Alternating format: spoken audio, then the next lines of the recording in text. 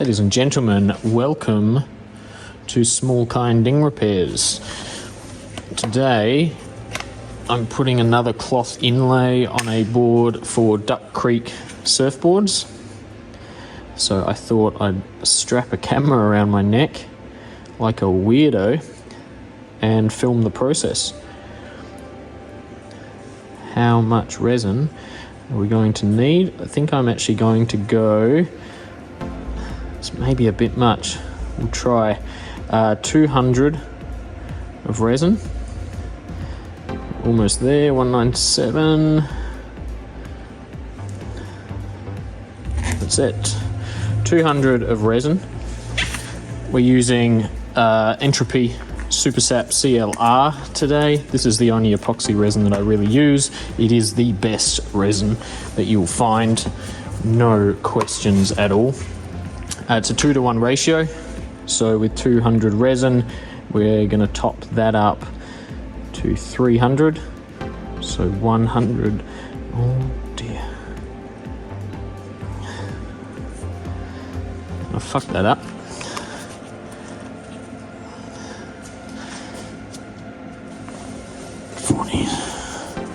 I've actually gone to 340 with that, so that means, so not off to the greatest start, but I've done the math in my head. I don't do math on camera. I think that's a wise decision. It's kind of cold in here today. We're only at 14 degrees Celsius. So what I'm going to do is I'm going to mix this resin in front of my little heater here. This heater doesn't do much in the way of heating up the actual room, but it is good for mixing resin just to heat it up a little bit, get it going, thin it out a little bit. So being epoxy, we're going to mix this for 2 minutes. I usually count to 120 very slowly, so it's probably actually quite a bit more than 2 minutes. But I won't put you through the boredom of watching me mix this and counting to 120, so we'll fast forward, eh? Few inches later. Right, we are mixed. Now this job unfortunately has a little quirk to it that we discovered yesterday. So I'm actually going to decant a little bit of this resin into a smaller cup. And then we are going to add a little bit of, people always ask me what this is, West Systems 409 microspheres. So this is my quote-unquote Q-cell. I don't like using the word Q-cell because I feel like people use it for a lot of different micro balloon types, but they're not strictly using Q-cell. Where's the stick? I'm gonna have to make a new one. Oh, no, there's one. So while this board was being shaped, unfortunately there was a bit of a shitty glue up between one of the stringers and the foam, and so a chunk of foam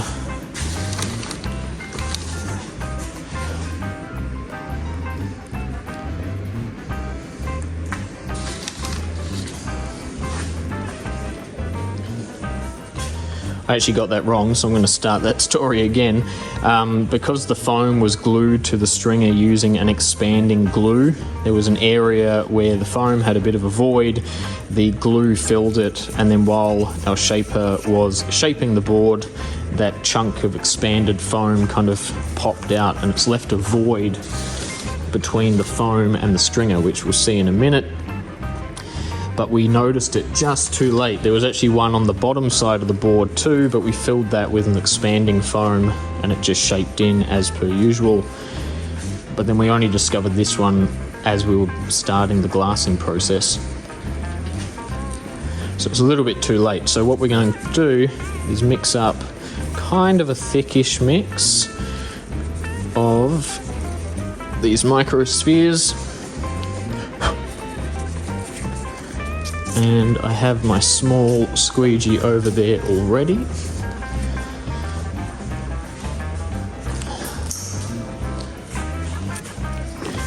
you can see just, let's see if we can get you a better look, just there's some voids. So this brown color here, that's the glue that was used to glue the foam to the stringer. And you can see there's just some voids there. So we don't want air bubbles beneath our cloth inlay, which is going here. So all I'm going to do is give it a real tight squeegee with some of this mix. We're kind of winning because this particular inlay is very dark and you can't see through, I would say 90% of it because it's black. So I don't think any of this is going to be visible. But that's not an excuse to have air bubbles beneath our lamination. So this is just to make sure that there are no air bubbles.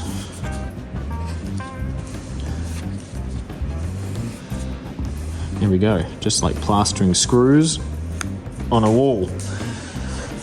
So that's done, and we'll lay our inlay straight over the top. Man, it's pretty chock-a-block in here right now.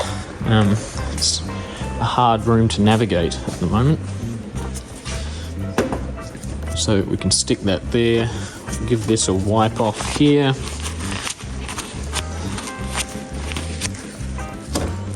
And we are ready, except I've lost my resin. There it is. We don't need the stick anymore, so we'll ditch that.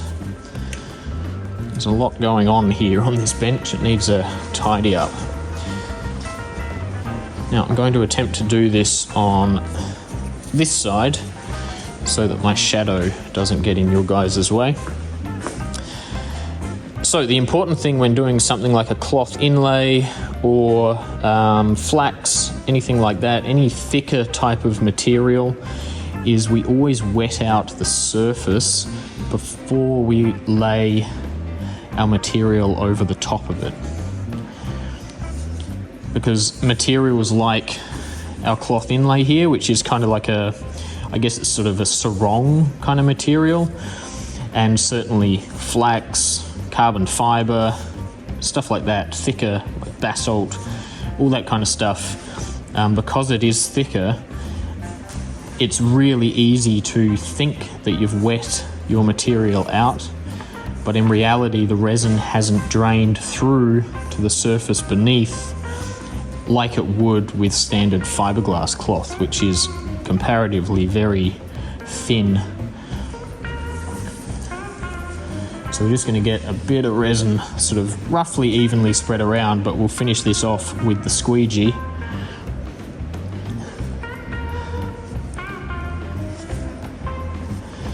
We certainly don't want to leave a really thick layer of this resin underneath, because that's a good way to get air bubbles. So we'll pull a reasonable amount of this resin off. But we do want all of this foam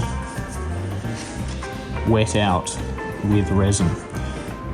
We can leave a little bit extra with EPS, as opposed to if this were a poly blank. There appears to be an eyelash in my resin there. So we'll get rid of that. Just because EPS does, I mean, people talk about it, it absorbs more resin than PU. Not an insane amount by any means. It's not like a kitchen sponge versus a brick, you know, but there is slightly more absorption of resin into the foam just because EPS is that much more porous. So we can leave a little bit extra on, knowing that with a little bit of time, kind of like timber or wood, this resin will start to absorb into the foam and we'll actually lose a bit of resin from the surface because it's going to go into the board. Not deep into the board, but into the board nonetheless. So I'm just trying to make sure everything's got resin on it right now, and then we'll neaten all of this up, make it a bit more even of a coat once everything has resin on it. Okay. Oh no, I've missed this end entirely. Don't do that. The preparation for jobs like this usually takes quite a bit longer than actually doing the job. So measuring out where your inlay is going to go, making sure it's all symmetrical and even, masking all of that off. That takes quite a bit of time, a little bit like painting. Definitely with painting, the prep work should be taking you far longer than the actual painting process itself. Just pull a little bit of this excess resin off, just like so. Now, another problem with a cloth like the one we're doing here, the inlay, because we can't see through it, it means that, so we're going to roll this inlay out next, and then when it sort of cures a little bit, quote unquote, not cures but hardens, we're going to run a blade down this masking tape line, and that's going to give us our shape for our inlay.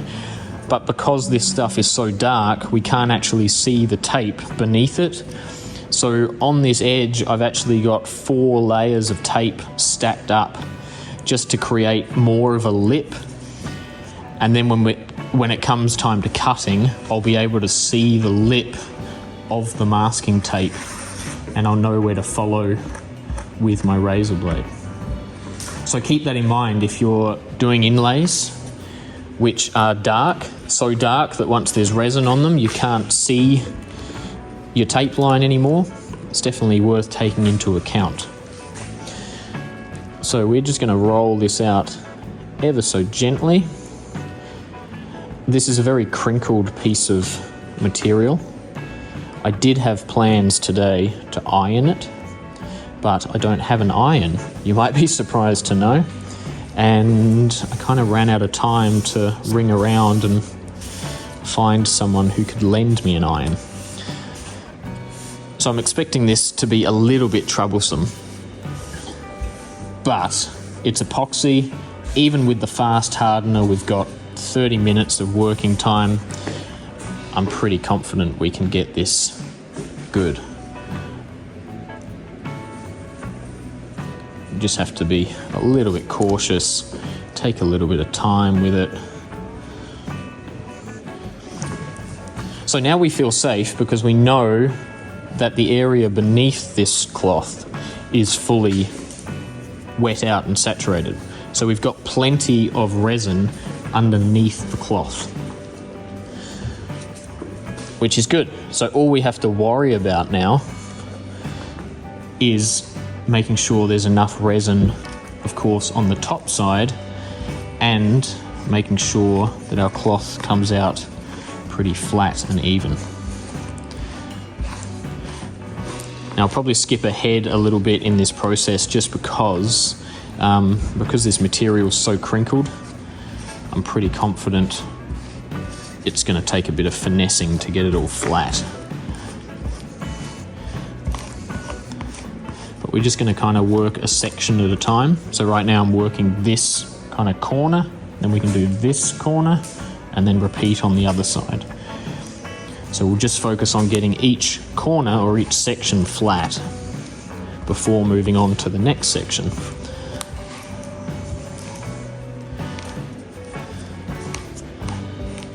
And it's a little bit crinkly, but it's definitely moving.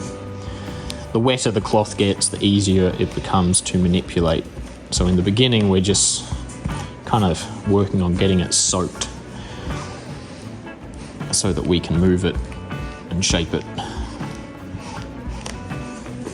Note to self, buy an iron. Who even irons their clothes anymore? Does anybody? I guess people that work in offices and things iron their clothes. Years ago, in my early 20s, I worked for national parks in Australia, and we had to wear button-up shirts every day, khaki coloured national park uniform, and we had to iron our shirts for work. And man, what a pain in the ass ironing is. Seemed kind of ridiculous. It was like a 21, 22, 23-year-old hippie living in the bush working for national parks, doing ecological studies. Conservation and land management is what I studied. And I would still be up every morning with enough time to spare to iron my shirt. And that was probably the last time I ironed anything. Alright, so I'm pretty comfortable with that corner now. There's a couple of little spots, but we'll move on to the next spot and start to flatten this out. So again, just working from the middle of the board this way to about there.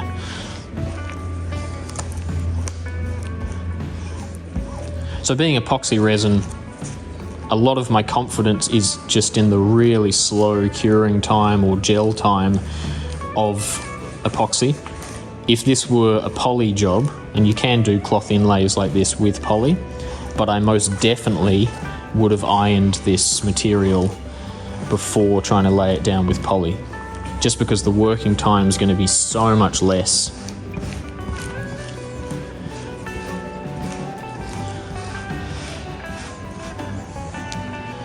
We're getting there, slowly, slowly.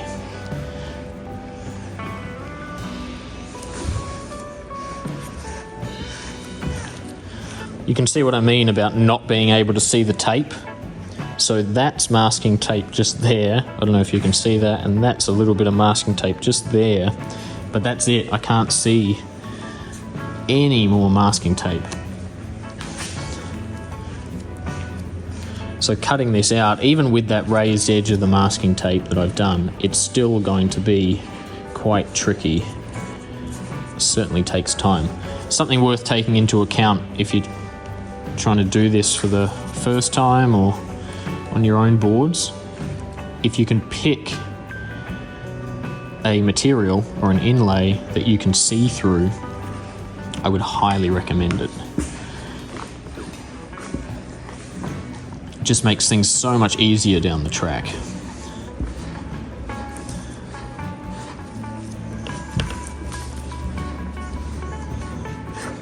Alright, we're getting there on this side, we're pretty good.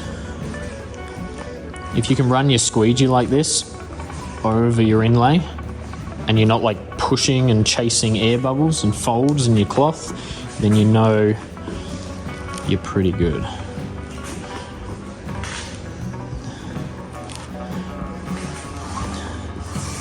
And I can. So we're going to change sides now. There's no way I'm going to be able to do the other side from here. And again, our next bit will be this portion here, and then we'll do this portion here.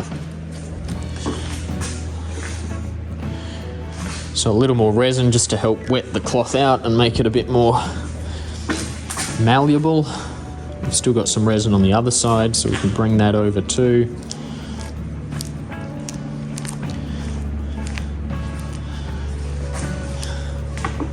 Sorry if my shadow's in the way.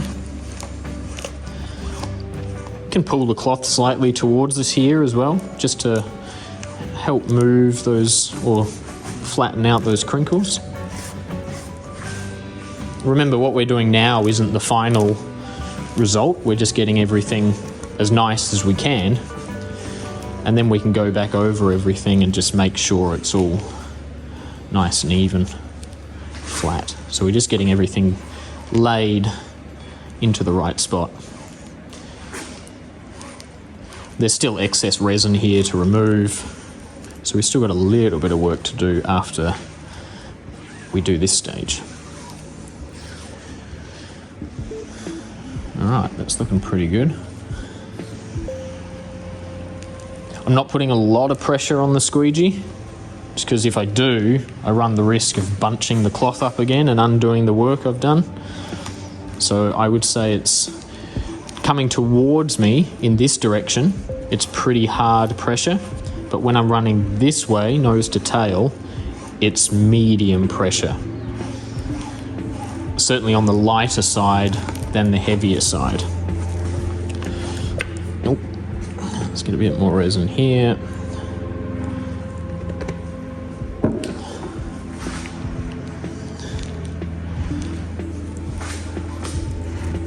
Fold that up.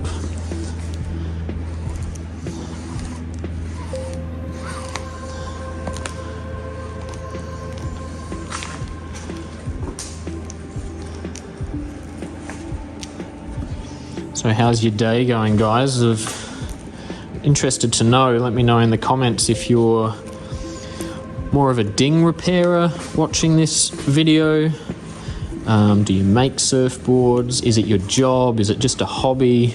Do you fix other people's boards? Do you only fix your own boards? What's your story, mate? And why are you watching this video? What's going on with you?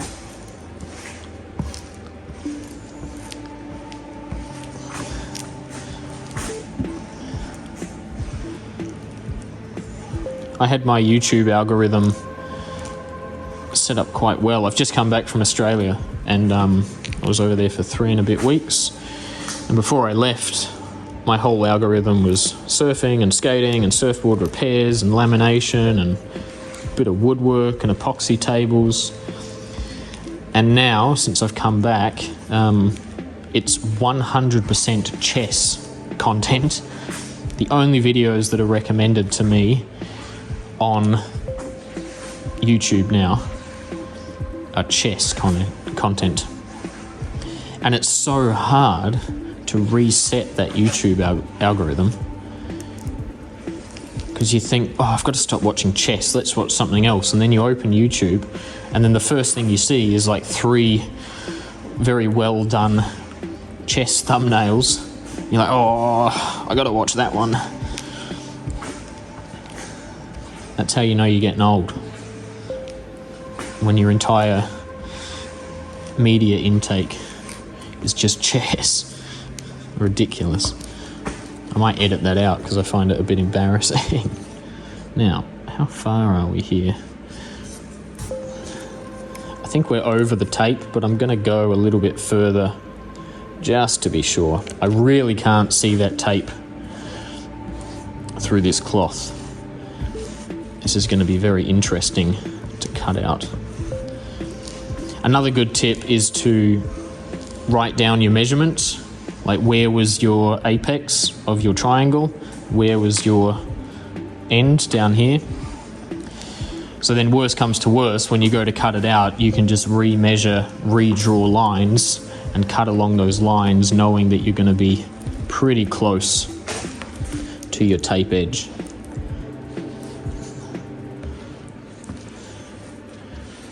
Because I really can't see anything through this.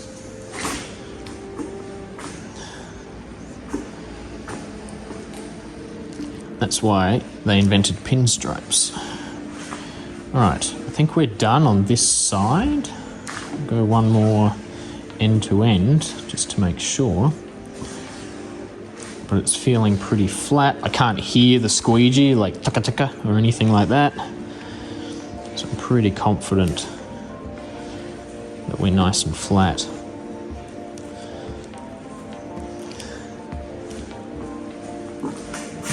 And we're definitely over the tape edge.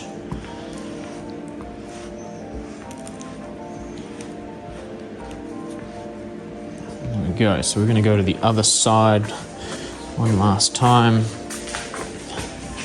Just double check. Make sure we're over this tape edge here, which I'm pretty sure we are, but let's just make sure.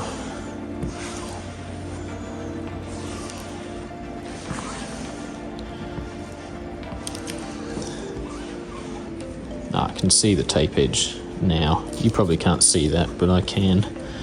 So we're definitely over it. So now I just want to, it doesn't matter if it's bubbled and rubbish on top of the tape, but we don't want any bubbles and rubbish in our middle section here.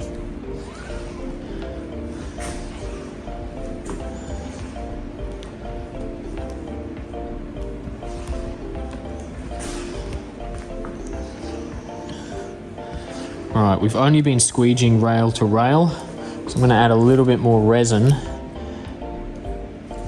And we're going to go from the middle towards the tail,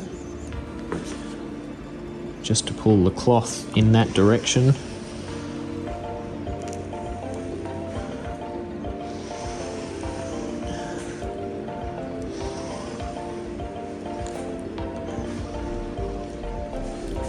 It's kind of removing any excess resin as well, because we're scooping up quite a bit by the time we get to the end. So we'll get that back in the pot.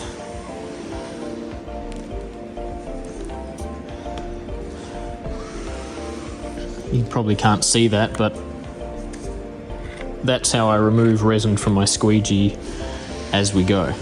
So I've got a ton of resin on my squeegee now. It's going to drip everywhere, but we're trying to remove it. So we're just going to run it on the rim of the bucket, and we've got a clean squeegee again.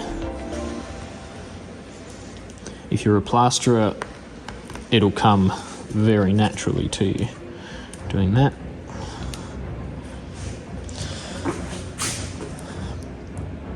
Do the same thing here now. So middle towards the nose.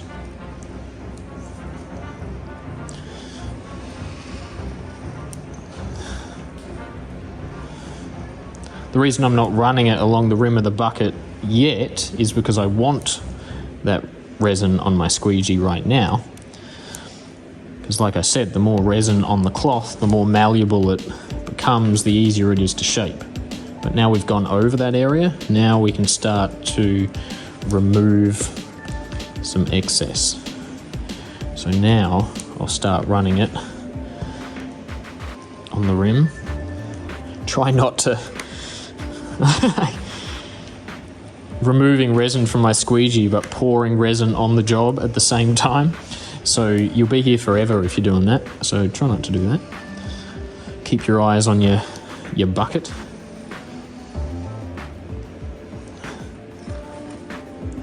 There we go. I think we're good here.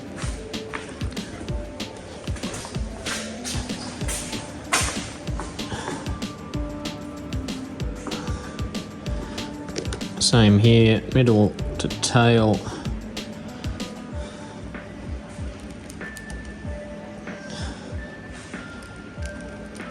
This is the third board that I'm glassing for Duck Creek. I finished 2 of them just before I went to Oz. I think literally like the day before I flew out, I finished the last one and he came and picked it up.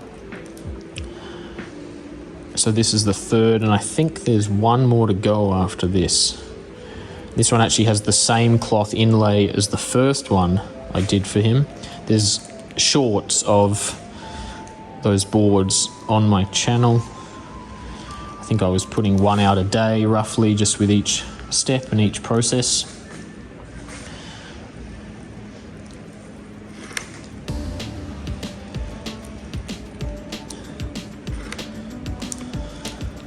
Have you guys been watching my poly guide?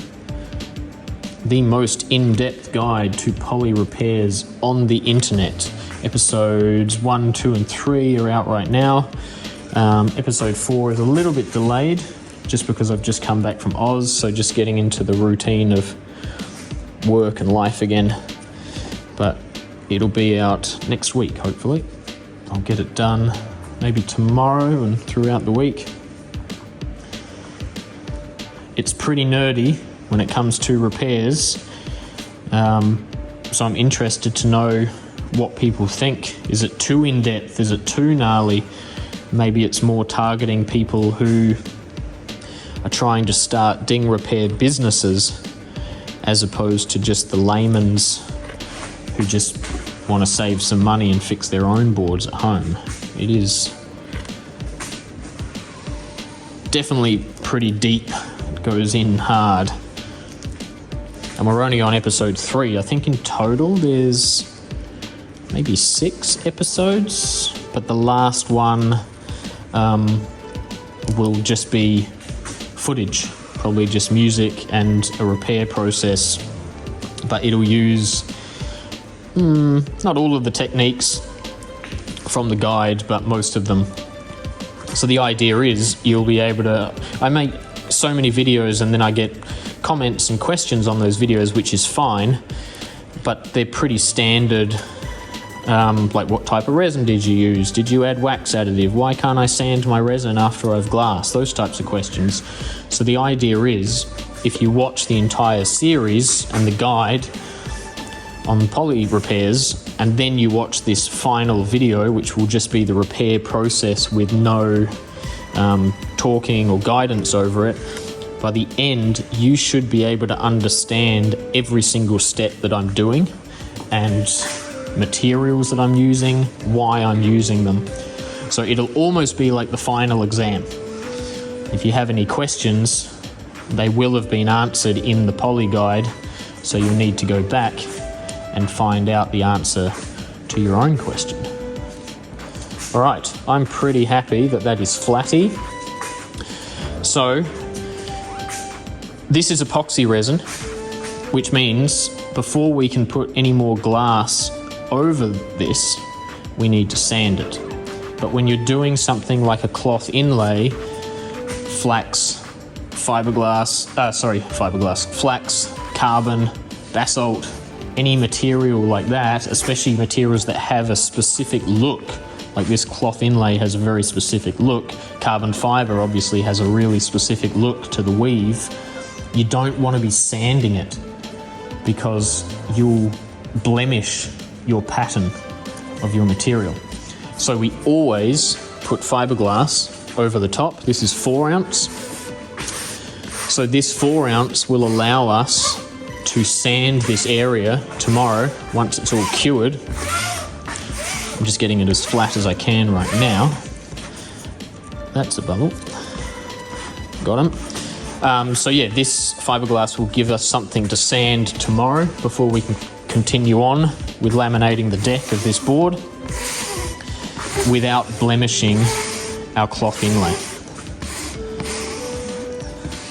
That's the idea there. So if you're ever doing an inlay or a weird material like flax, always, always, always, always put fiberglass over the top. And now we'll get the rest of this resin out.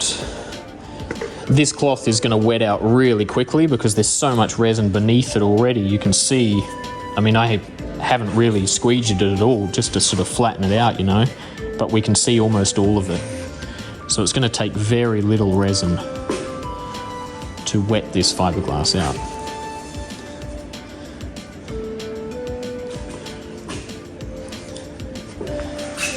And pushing really lightly here, just moving the resin around, getting everything wet.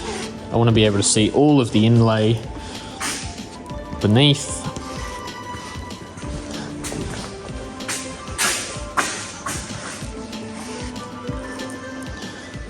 We're definitely going to be tight with resin here. How much more do we have in this bucket? We got enough. We'll be right. We'll be right. Bottom of the barrel.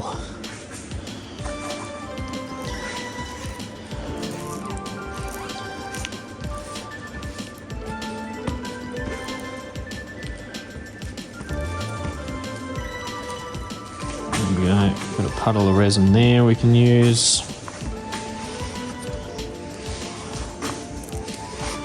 Big puddle of resin here we can use. So again, just trying to get all of the fiberglass wet out right now. I'm not worried about removing excess resin or anything yet. I just don't want to see any cloth weave. I don't want any dry lamination over this. This is kind of the big focal point of the board, you know, it's the feature. It's going to be why people pay an extra $500 for it versus if we just resin tinted it. Maybe. Don't quote me on that. I'm not in charge of pricing other shapers' boards.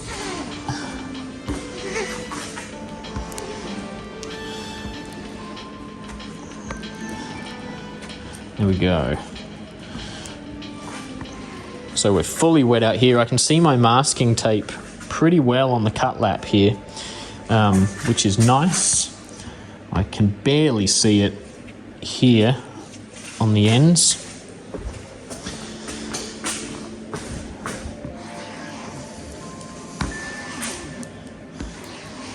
Just double checking that all our fiberglass is wet. There's a little dry bit of fiber there. Oh, and there. I think that's actually over the masking tape, but we'll get it anyway. Better safe than sorry.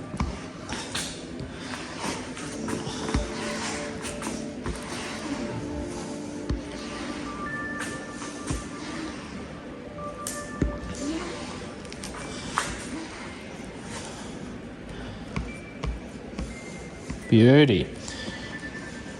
So we know now that our inlay is going to adhere really well to the foam because we've put all of our resin beneath the inlay.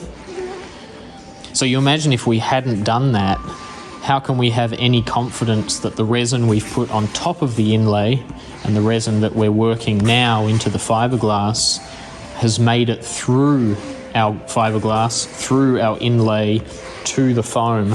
And maybe it has in most areas, but here there's a dry spot, here there's a dry spot, there's a dry spot on the foam. So that's going to lead to delam issues or delamination issues down the track. And that's a nightmare. You can imagine having this board in for repair because this inlay has delaminated, maybe the size of my fist. So we cut that out, we're back down to foam. How are you going to hide that repair? I'm capable with an airbrush, but I'm certainly not this capable with an airbrush. So it would leave us no choice but to do a big cigar band or something like that. And we just don't want that.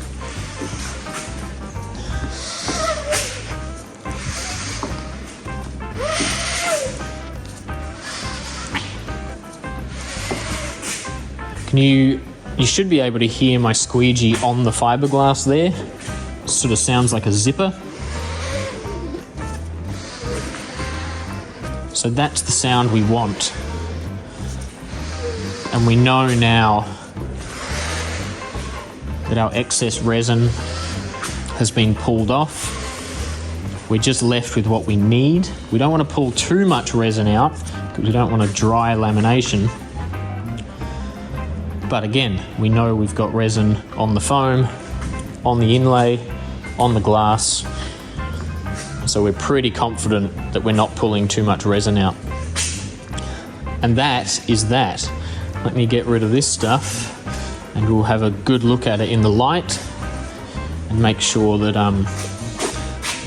we're wet out properly. I'm gonna put that in there, I'm gonna put that there. I'm gonna throw that brush in the bin. People ask me how I clean my squeegees. I take my squeegee, I take a rag, pinch, and I wipe. Pinch and wipe. Sounds suspect. But that is literally it. My squeegee is now clean. If I'd laminated a full board, maybe like yesterday we did the whole underside of that board. If I'd done that, the squeegee's just covered in resin by the end of that because we're wrapping the rails. So in that case, I'll use acetone on this rag. So acetone in a rag, but that's plenty clean enough. So let's have a look in the light. I'm going to pull you off my chest right now. Hello, how are we? And let's just make sure that we're nice and flat. Can we see any crinkles, bubbles? What is this, you ask? That's a very good question. That is a little bit of excess resin, a little puddle. So we'll definitely take a squeegee and just flatten that out. But look at that, it's hopefully the phone does some justice. But no big puddles of resin, no wrinkles, no crinkles, no bubbles. There's my tape edge there, you can see. So that is what I'm gonna have to follow to cut this out, that tape edge, because I really can't see my tape at all through this cloth. But from this angle, where would you cut this? You would just have no idea. It's nightmarish. I can see it a little bit on the cut lap, which is good. Yeah, from this angle, we're looking pretty good, pretty flat. And you won't be able to see anything from here. But that's it. That is a cloth inlay lamination. So there you go, something a little bit different, but it's an exciting process. I always enjoy it, so I thought it might be something worth a look at for you guys. I do have a full video of a board I glassed some years ago. The entire thing was a cloth lamination, or sorry, a cloth inlay on the underside. It's not a very good video as far as production quality goes. I really didn't know what I was doing back then. I barely do now, but I'm a little bit more capable now. But I just knew the board was going to look so good. I wanted to film the whole process, which I did. But then once I had the footage, I really didn't know what to do with the footage. So I just edited it together, and I actually uploaded it to my personal YouTube account just so it existed in the ether. And then when I started this YouTube channel, I moved it over. So I do have plans of one day redoing that video, either cutting that particular video up and just re-editing it, taking out some of the fat in it, or just starting again, maybe with the next Duck Creek board that I do that has a big cloth inlay. Maybe I'll just go start to finish on that one, and we'll film the entire process and redo that sort of how-to video. The big difference with that video, and it's probably worth a watch, is that one was done in poly resin. It was on a PU blank, and the cloth itself was really tricky to work with because it had straight lines on the cloth pattern from nose to tail. So they had to line up perfectly with the stringer while having short working time with poly. So it's worth a flick through that video, but I understand if you can't make it all the way through it. I can't either. So in the meantime, there's a little consolation for you, and I hope you're well, guys, and we'll see you in the next one, which will be the next episode of the poly how-to guide, the most in-depth guide to poly repairs anywhere on the entire internet, without a doubt. Hope you're well. Take it easy. Choo-hoo.